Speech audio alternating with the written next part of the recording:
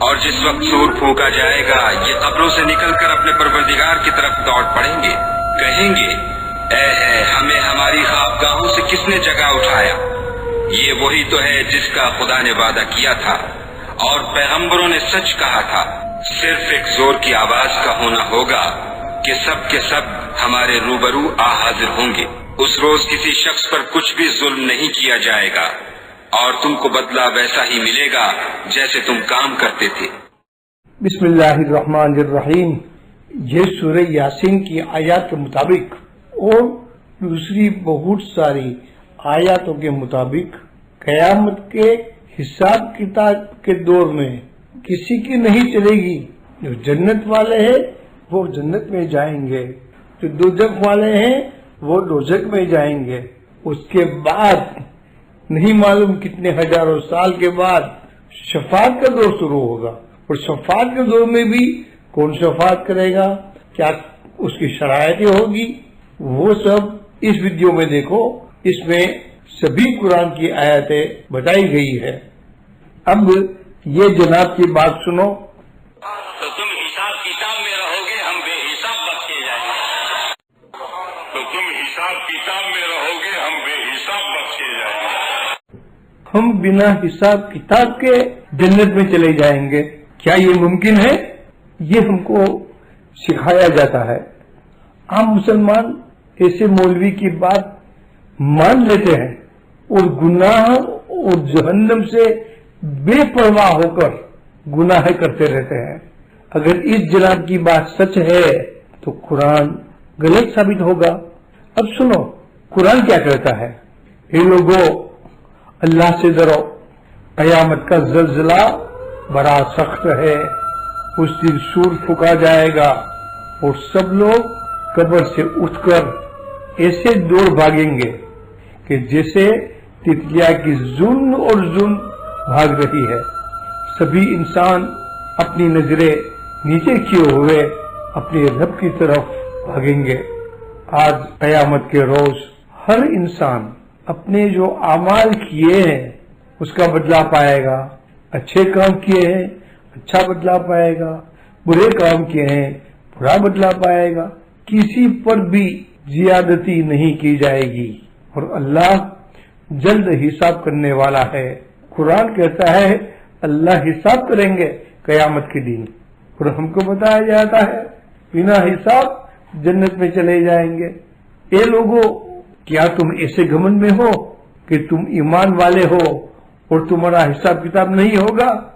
اور یہ مولوی لوگ کیا بتا رہے ہیں، اور ہم کو بتایا جاتا ہے بنا حساب کتاب جنت میں جائیں گے۔ قیامت کے دن ہر انسان کے ساتھ دو فرشتے ہوں گے، ایک اس کو اللہ کی اور پکڑ کے لے جانے والا، اور دوسرا تمہاری اعمال نامال کی کتاب لے کر شہادت دینے والا کہ تم نے دنیا میں کیا کیا کام کیے تھے۔ یہ فرشتے اللہ سے کہیں گے یا اللہ، جو کچھ میرے پاس ہے، جو حساب کتاب اور یہ میں لے کے حاضر ہوا ہوں۔ اے انسان، تو بے شک غفلت میں تھا کہ بنا حساب جنت میں چلا جائے گا، تو آج ہم نے پردہ اٹھا لیا ہے اور صاف صاف تیرے اعمال تو دیکھ سکتا ہے۔ اس قیامت کے دن چھپی چھپی اور چھوٹی سی چھوٹی باتوں کا بھی حساب کتاب ہوگا، اس کی جانچ ہوگی۔ آدمی بیچارہ کمزور بے بس ہو جائے گا، کسی کی بھی مدد نہیں ہوگی۔ جس کا ثواب کا پلہ ہلکا ہوگا یعنی گناہ کا پلہ بھاری ہوگا تو وہ جہنم میں جائے گا۔ جس کی اعمال نامال کی کتاب اس کے پیٹھ پیچھے دی جائے گی وہ برق کی آگ میں جائے گا۔ جس کا اعمال نامہ داہنے ہاتھ میں یعنی جمنے ہاتھ میں دیا جائے گا وہ ہنسی خوشی لوگوں کو بتائے گا اور پڑھے گا، وہ جنتی ہوگا۔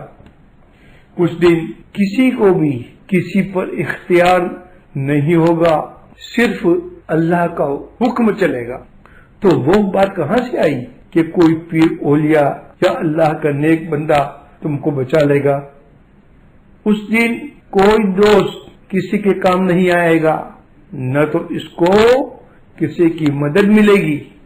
اس دن ایمان والوں سے یا کافروں سے کسی سے بھی کوئی فدیہ نہیں لیا جائے گا اور فدیہ لے کر اس کو چھوڑ دیا نہیں جائے گا۔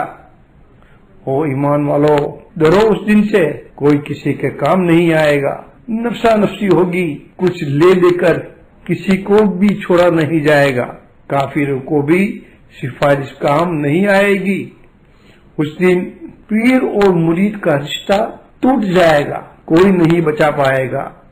اس دن تمہارے منہ بند کیے جائیں گے اور تمہارے ہاتھ تمہارے پاؤں گواہی دیں گے کہ تم نے دنیا میں کیا کیا کام کیے تھے۔ تمہارے کان، تمہارے ناک، تمہاری چمڑی، ہر اعضا، ہر انگ گواہی دیں گے کہ تم نے دنیا میں کیا کیا کام کیے تھے۔ کہاں کوئی اللہ کا نیک بندہ جس کو ہم پیر اولیاء کہتے ہیں، وہ اللہ کے نیک بندے نہیں بچا پائیں گے۔ ظالم یعنی گنہگار، اس دن گنہگار اپنا ہاتھ چبا چبا کر پچھتائے گا، کاش میں نے حضور صلی اللہ علیہ وسلم کے بتائے ہوئے قرآن اور حدیث کے احکاموں پہ چلا ہوتا۔ اس دن کوئی عاجزی یا رونا دھونا کچھ بھی نہیں چلے گا، اور اللہ جواب دے گا، مجھ سے بد جبرو، میں نے پہلے سے ہی عذاب کا ڈر آپ کو سنا دیا تھا۔ اللہ کہیں گے میرے یہاں فیصلہ بدلتا نہیں، اور اللہ کسی سے نا انصافی نہیں کرتا۔ اللہ فرشتوں کو حکم کرے گا، یہ گنہگار بندے نا شکر حد درم جو دوسروں کو بھلائی کرنے سے روکتے تھے، ہر وقت ہر باتوں میں حد سے گزر جاتے تھے، لوگوں پر شک کرتے تھے، اس کو جہنم میں ڈال دو۔ اللہ فرمائے گا، پکارو تمہارے شریکوں کو، اللہ کے نیک بندوں کو جس کو تم پیر اولیاء بنا بیٹھے ہو، پھر تم اس کو پکارو گے، مگر وہ اللہ کے نیک بندے جس کو تم پیر اولیاء بنا بیٹھے ہو وہ جواب نہیں دیں گے، اور اللہ ایسے لوگوں کے اور اللہ کے نیک بندوں کے بیچ ایک ہلاکت کا میدان کھڑا کر دیں گے۔ اب اگلی آیت بتانے سے پہلے تعبدو اور تدعو میں کیا فرق ہے وہ سمجھنا ضروری ہے۔ اللہ تعبدو الا ایاہ، تعبدو یعنی عبادت سے ہے، اللہ کے سوا کسی کی عبادت نہ کرو۔ ان تدعوہم، تدعو یعنی تم پکارتے ہو، مانگتے ہو، دعا کرتے ہو، دعوت دیتے ہو، یہ سب حرف یہی حرف سے ہے۔ دعا وہ بھی تدعو سے ہے۔ یدعونا وہ سب پکارتے ہیں، مانگتے ہیں، دعا کرتے ہیں۔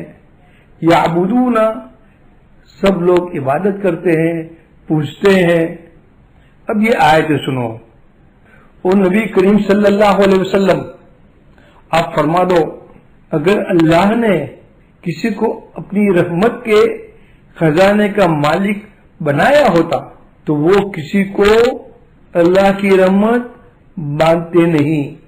یعنی اللہ کا یہ حکم صاف ظاہر کرتا ہے کہ اللہ نے کسی کو بھی اپنی رحمت بانٹنے کی قوت کسی کو بھی نہیں دی، تو پھر ہم کسے سمجھ لیتے ہیں کہ اللہ کے یہ نیک بندے ہم پر رحمت برسائیں گے، رحمت کر دیں گے، ہماری مراد پوری کر دیں گے۔ بہت ساری آیتیں ہیں کہ اللہ جس کو دکھ دینا چاہتا ہے اس کو کوئی کمتی نہیں کر سکتا، اللہ جس کو سکھ دینا چاہتا ہے وہ اللہ کی رحمت ہے۔ تم قبر والوں کو پکارو تو وہ تمہاری پکار نہیں سنتے، اگر سن بھی لے تو وہ تمہاری حاجت پوری نہیں کرتے، اور قیامت کے دن یہ قبر والے، یہ اللہ کے نیک بندے تمہارے شرک سے انکار کر بیٹھیں گے۔ اللہ کے نیک بندے جس کو ہم پیر اولیاء مان بیٹھے ہیں وہ نہیں چاہتے کہ ہم اس سے مانگے، ایسے اللہ کے نیک بندوں سے مانگنا وہ اللہ کے نیک بندوں کی توہین ہے۔ اس لیے اللہ تعالیٰ نے یہ آیت نازل فرمائی ہے۔ اس سے بڑھ کر گمراہ کون ہوگا؟ جو ایسوں کو پکارے جو قیامت تک اس کی پکار کو اس کو خبر نہیں ہے، اور قیامت کے دن تمہاری پکار سے انکار کر بیٹھیں گے۔ اور قیامت کے دن یہ اللہ کے نیک بندے تمہارے دشمن بن جائیں گے، جبکہ ہم کو بتایا جاتا ہے کہ اللہ کے نیک بندے خود جنت میں نہیں جائیں گے جہاں تک اس کے مریدوں کو جنت میں نہ بھیج دے۔ قرآن کے مخالف باتیں ہم کو بتائی جاتی ہے۔